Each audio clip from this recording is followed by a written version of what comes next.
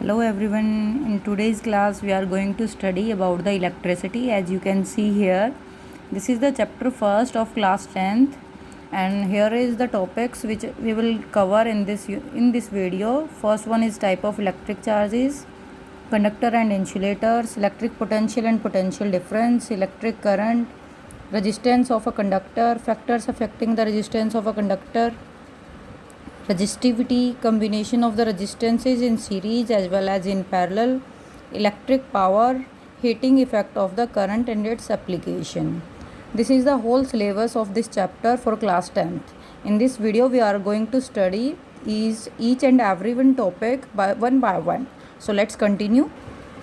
Actually students, electricity is the study of the charges, and charges may be at rest and charges may be in motion. We will discuss about it in later the video.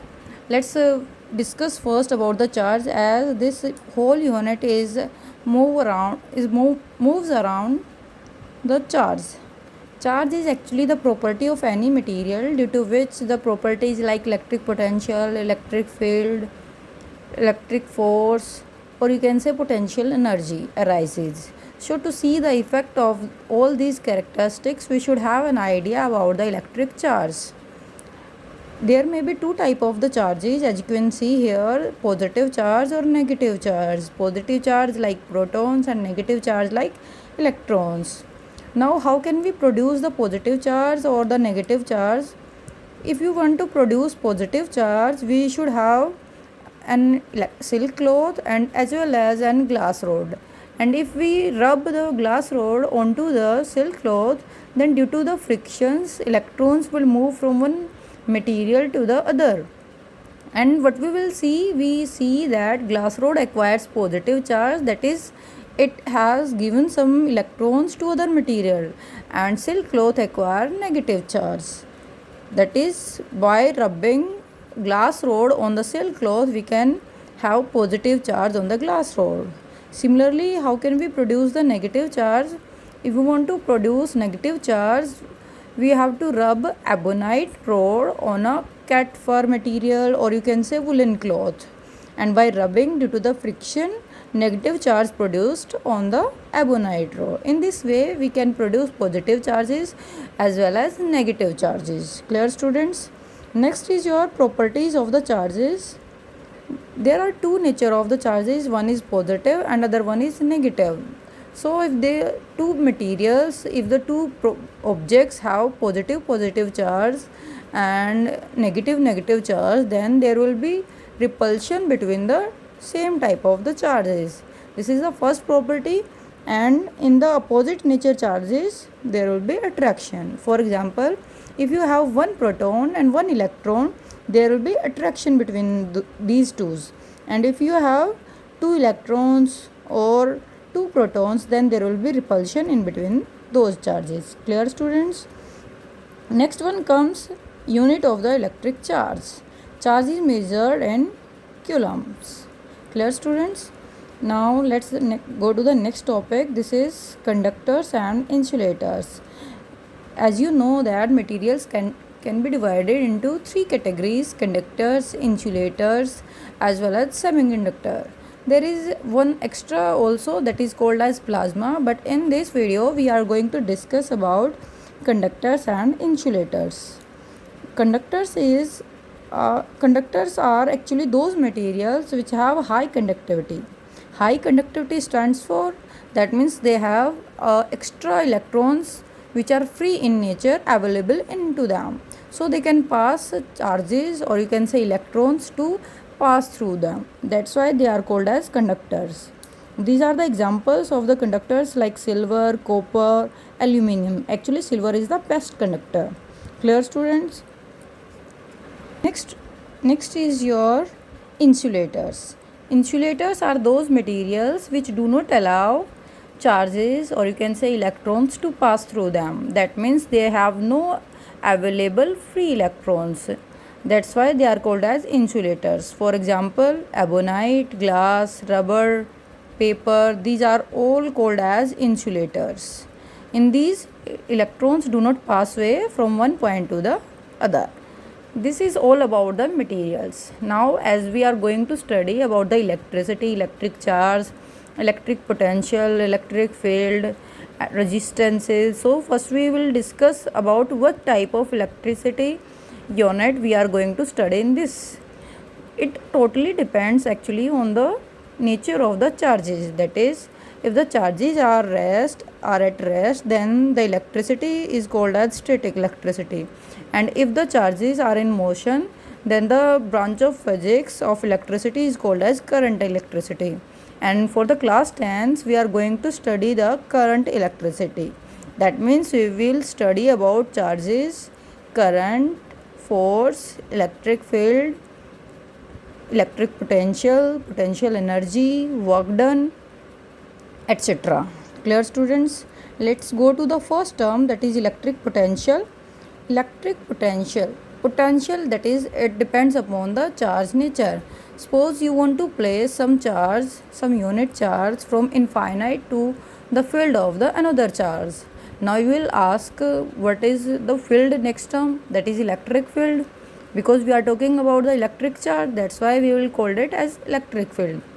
Actually electric field is the space field, as you know the space. Electric field is the space or region around the electric charge in which we can observe the properties like electric force, electric potential, etc. Clear, students? Therefore the electric potential at a point is actually the work done on placing a charge, or you can say unit charge, from infinite to the electric field of a source charge. Now we will ask, I have talked about the two type of charges, that is positive charge and negative charge, and now I am talking about source charge and unit charge.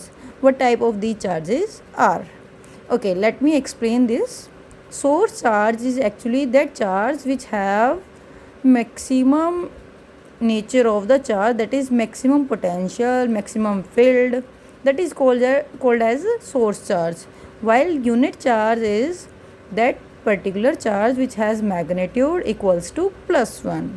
So if you want to place +1 unit charge from infinite in the field of the source charge, then we have to do some work, because there is repulsion force between the two same type of charge. Maybe source charge is positive and unit positive charge also positive, then we have to do the work, and that work done is called as electric potential.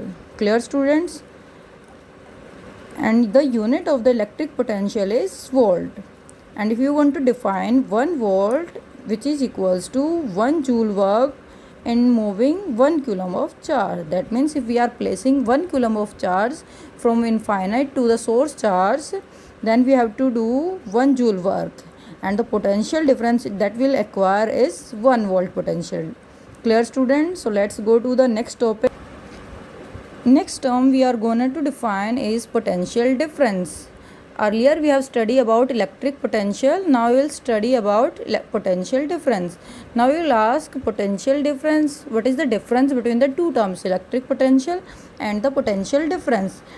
Actually, students, potential is the strength of one source charge, that is amount of work done, and the potential difference is the difference of the potential between the 2 points, between the two terminals, between the 2 points. Clear, students?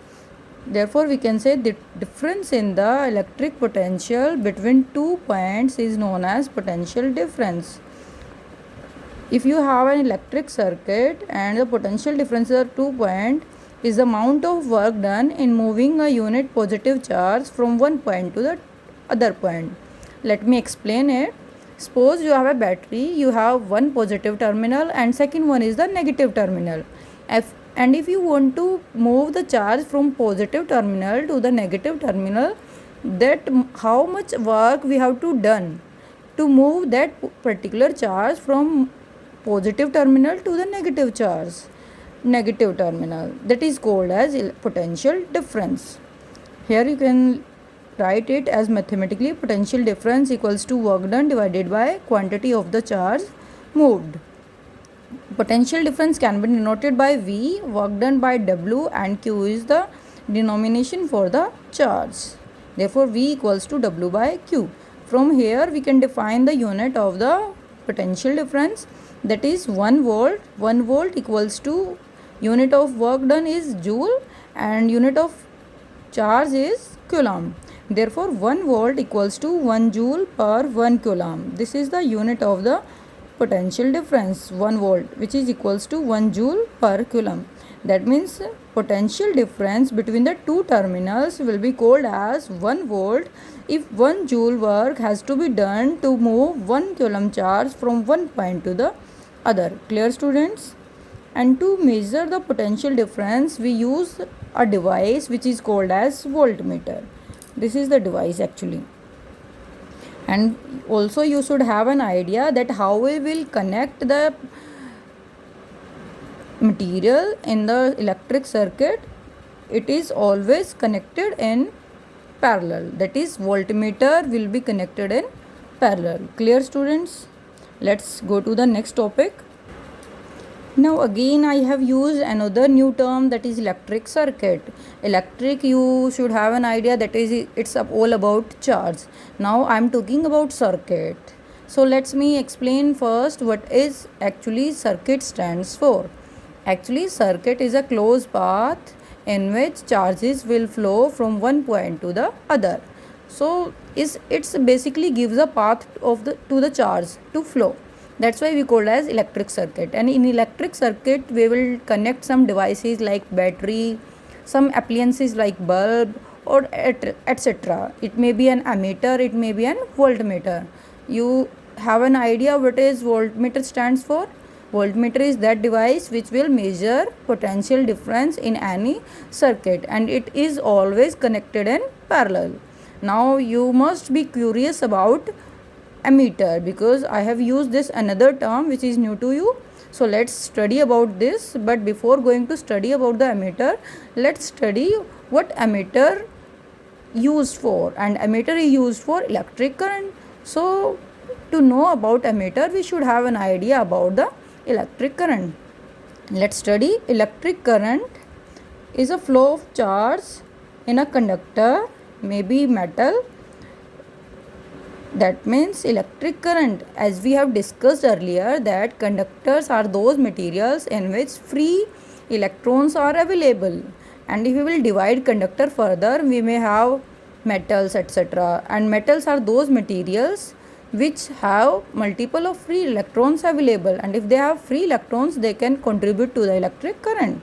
So electric current is the flow of electric charge in a given time, and we can write it denoted by I equals to Q by T. Charge flowing per unit time is called as electric current. Let's now calculate the unit of the electric current, that is of I. Ampere is the scientist who discovered the term electric current, therefore its unit is ampere and denoted by capital A.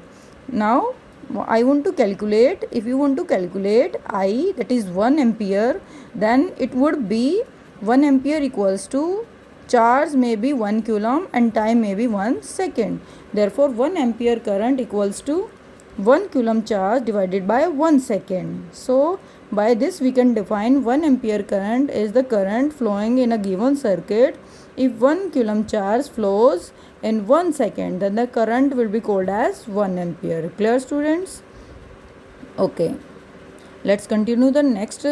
That is the term I have discussed earlier, that is ammeter. And you know what is ammeter? Ammeter stands for measuring the current. Yes, exactly. Ammeter is that device which will measure the current flow in a given circuit, and it is always connected in series. Clear, students? So let's continue to the next topic. Okay, you have got the terms like Ohm's law. But before discussing that, I want to share some things. Now you have an idea about electric potential, that is measured in volt, and that is potential difference V. Current, electric current, that is I. Now it's not as easy as we think. That means for you know that if you are moving at some point you stop.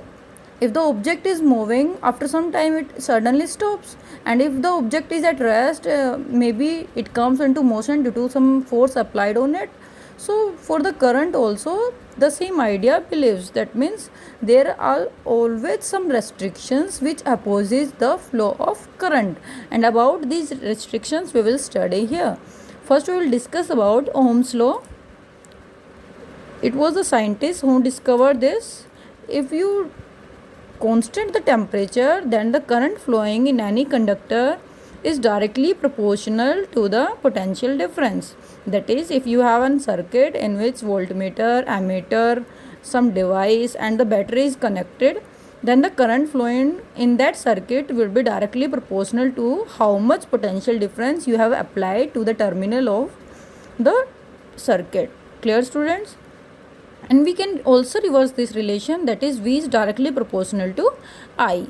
This is the proportionality constant, and if we want to an equitable relation, then we have to put a equal sign but by putting some constant, that is V equals to IR. Here the constant R is called as resistance. That is the opposition, that is the restriction I was talking about earlier. That is, resistance is the opposition offered to the flow of current. That means resistance is that particular quantity which will always oppose the flow of the current in any circuit, and it depends upon length of the conductor, area of the cross section and the temperature of the conductor.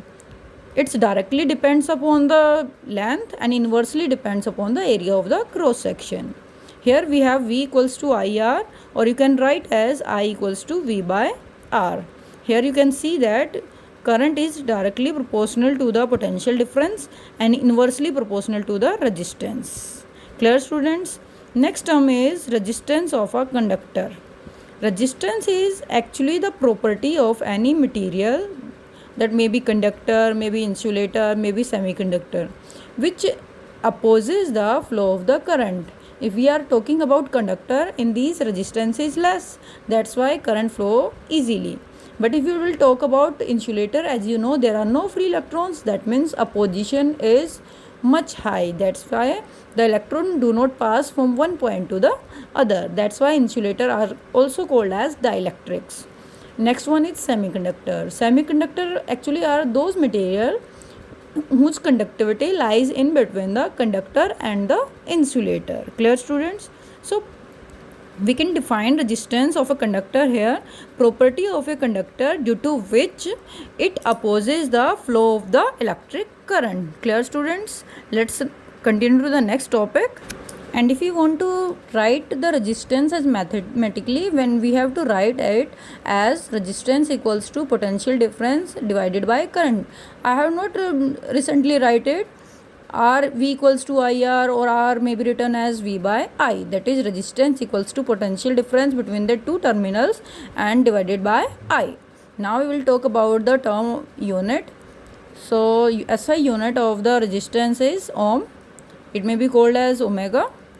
1 ohm, from here this relation R, unit of R is 1 ohm, unit of potential difference is volt, that is 1 volt, and unit of current is ampere, let's say 1 ampere. So if you want to define 1 ohm, then how can we define it? 1 ohm is the resistance of a conductor such that a potential difference of 1 volt is applied to its end and 1 ampere current flows through it. Clear, students?